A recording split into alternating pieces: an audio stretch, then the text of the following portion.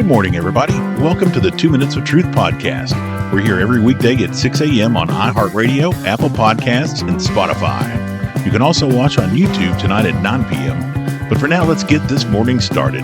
Get your coffee and get ready for the day ahead. It's 2 Minutes of Truth coming up now. Good Friday morning, everybody. Welcome back to Fridays with Jude.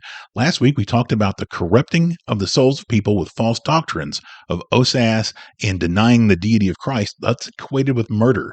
And this week in verses 12 and 13, we see these are spots in your feasts of charity, when they feast with you, feeding themselves without fear. Clouds they are without water, carried about of winds. Trees whose fruit withereth, without fruit, twice dead, plucked up by the roots.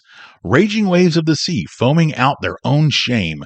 Wandering stars to whom is reserved the blackness of darkness forever.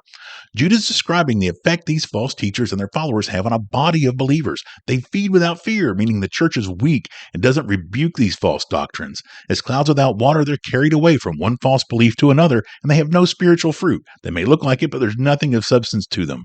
Twice dead as they were once dead in sin, then they received the gospel. But they've now traded that truth for the lies and false doctrines we discussed earlier. This is reinforced by Paul in Hebrews 3:12. Take heed, brethren, lest there be in any of you an evil heart of unbelief in departing from the living God. And that unbelief is G570, disbelief or disobedience.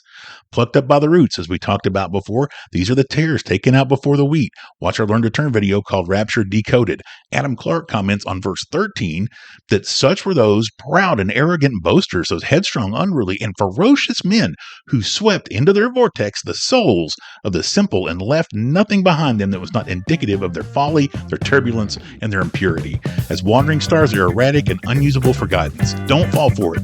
Pray 1 John 2:27 for the Holy Spirit to teach you. Have a blessed Sabbath. We will see you on Monday.